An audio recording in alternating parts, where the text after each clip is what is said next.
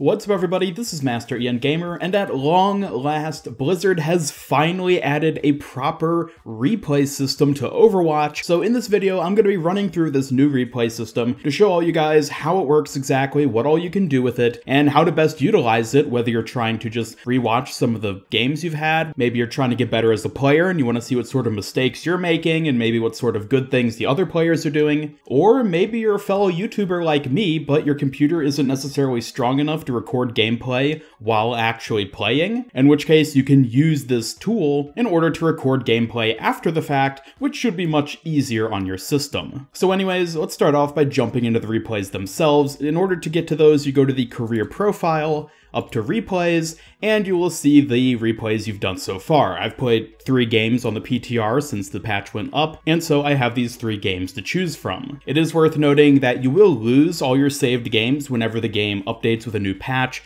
This is because the way that the replay system works is it's not really like a recording, it's more of like a recording of the inputs people put in. So like if you're playing Reinhardt and you swing your hammer, it records that you were playing Reinhardt and swung your hammer when standing wherever, as opposed to being like an actual video of what was going on. I think a lot of you kind of understand how that works already. It's not that important for actually using the tool, but to start, let's jump into one of the matches I recorded. We'll do the Hanamura one since, well, I actually won this mode, so maybe it'll be a bit better footage for you guys. And so when we jump into the spectate mode, we can see that it's already in the setup phase. Now, as I'm sure many of you have already played around with in like the spectator tools that already exist, if you're spectating a live match or if you're on a custom game or whatever, it's the same sort of controls. You move around using WASD. This is on PC, by the way. I will be talking a bit about console controls a little later in this video, so stay tuned for that towards the end. So yeah, WASD to move around in the 4 cardinal directions. E and Q to go up and down, that's pretty simple, and Shift lets you zoom around really quickly, and Control lets you move slowly.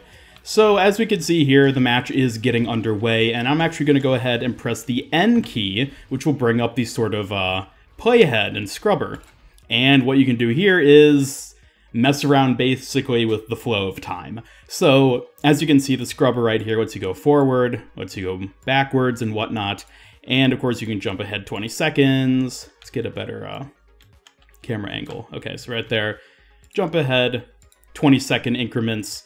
You can also adjust the speed at which it plays. So bring this up and drop it down to like 0.25. Everything happens much slower. And of course you can do it the same if you go up to 2.0.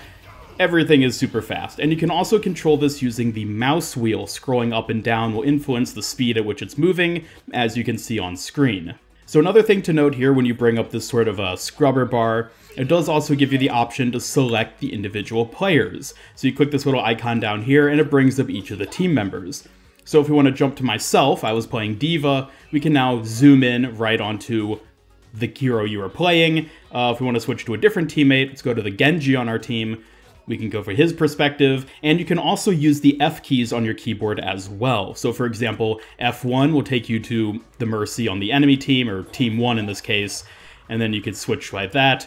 I'm not going to go through all of these right now because I have some of my recording bindings set to the F keys, and I don't want to accidentally mess up my recording or anything. So we're actually going to go ahead and pause it right here before we move on to some of the other stuff you can do. So another really cool thing you can do with the replay system is actually make camera bookmarks. And what that means is you can save a specific camera angle to easily toggle between them as you're playing through. So as our team was pushing onto the first point here, let's say we want to hold on to this camera angle specifically. You press Control and then any number between 1 and 9. So for example, I'm going to press Control 1 right here, and that is going to save that camera angle. So let's see, let's say we want to come over here and take an angle like here. I'll go ahead and press Control 2, and then I can fly away over here, and I just press 1, and it automatically snaps to the first camera angle I saved, and then I press 2, and it snaps over there. And you can just go back and forth really easily, and then you're not like locked into that. You can just easily move out with the spectator tool, again, using WASD. In addition to these sort of customizable bookmarks for going wherever you want to have the camera set to, by default, the 0 key sets you to the objective, so you have a sort of view of the objective itself. So if you just want to quickly jump to that, you can easily just press 0 and you'll be right on the objective. depending on the objective itself, you might want to kind of sort of space it out. You might just want to set like your own, like for example, I think this is a little too close to the objective, so I just back up the camera a little bit, do Control 3, and then Control 3. We have a bit of a better view of the objective. And again, that's going to vary from point to point on map to map. It's just whatever sort of preset that Blizzard has assigned for the 0 key for each of these maps in terms of their camera angles. So just a few other quick little shortcuts. You can do Control P to just automatically start and stop. If you're like watching a YouTube video, it's the same as hitting like spacebar. It just starts and stops it easily with that. Another thing which I forgot to mention earlier is that if you jump to a hero, so let's say we're on McCree here, you can use spacebar to shift between first person and third person view.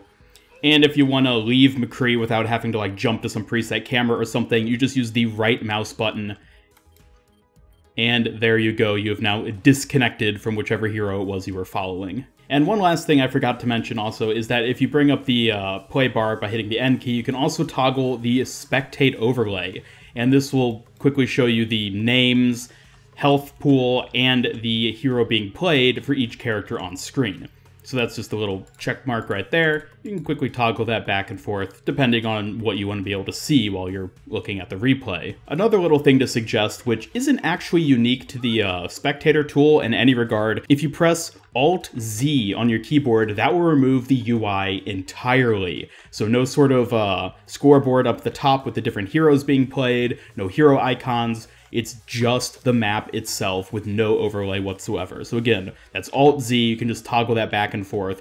Super helpful for watching gameplay like this if you don't want to have the overlay, or even if you're just in the hero gallery and you want to get a nice snapshot of your favorite skin with the favorite highlight intro. It's just a nice little bit of advice to help out with doing those sort of things. So I did also mention that I would be talking a little bit about console players and how they can sort of use the replay system. At the time of me recording this, this is only on PC, on the PTR specifically, so live servers doesn't have it for either PC or console. But if you want to look at the controls for how to actually use it when it will be going to console, which hopefully will be very soon, you can just go into the options, go to controls, and scroll down to spectate. And as you can see here, it has all the bindings, which of course are fully customizable. So if you want to switch up what keys you use in order to change things and get different camera angles and whatnot, you can customize that to your heart's content. So as you can see there, those are the bindings that are sort of preset. It will vary, of course, depending if you're on PlayStation or Xbox, but it does show that you will still be capable of using it on consoles, which of course is very important.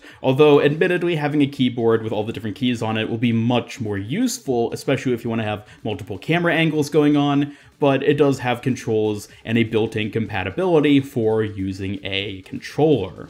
Another thing I will mention real quickly though is that at the time of me recording this, the replay system doesn't have any way of actually exporting the replays themselves. So if you're talking about you want to save a specific replay and you want to save it to your computer, it sounds like the only way to really do that right now is in fact to just go to the replay and then just use a video recorder, whether you're using OBS or some other sort of program, and just record the footage from there while playing the replay. Not ideal, admittedly, but hopefully in the future they'll add a sort of addition to the system which does let you save it into a video format to your computer or whatever, so that you can more easily save footage for, again, whatever it is you want to be doing.